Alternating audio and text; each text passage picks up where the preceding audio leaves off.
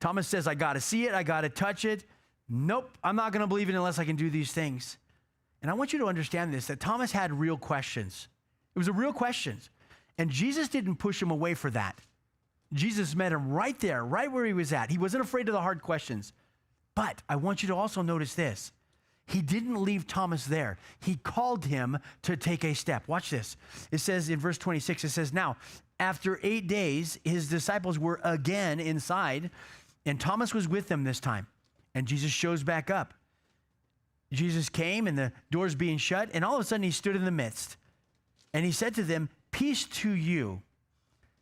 And then he turns to Thomas, and the first conversation that he has here is he says to Thomas, he says, Thomas, reach your finger here and look at my hands, plural. And reach your hand here and put it into my side. Now notice, here's the step. Jesus met him where he was at.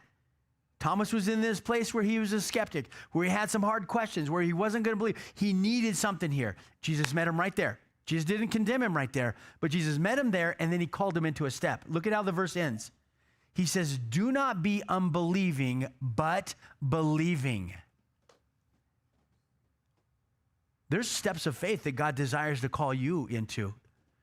There are things that God wants to call you out of, your doubt, your skepticism, and God wants you to trust him. And the resurrection is just one of those, not one of those. It is the main proof.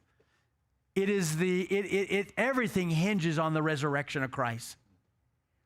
And it should become personal to us. But we can understand the story and the application side of these things because God doesn't want us to remain skeptical. God doesn't want us to remain in this place of doubt. Can I go a little bit farther than that and make it personal? Okay? God doesn't want us to remain in this place of unbelief.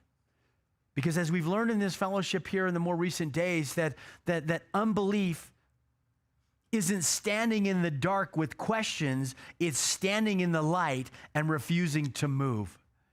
That's where Thomas was at. Jesus met him right there.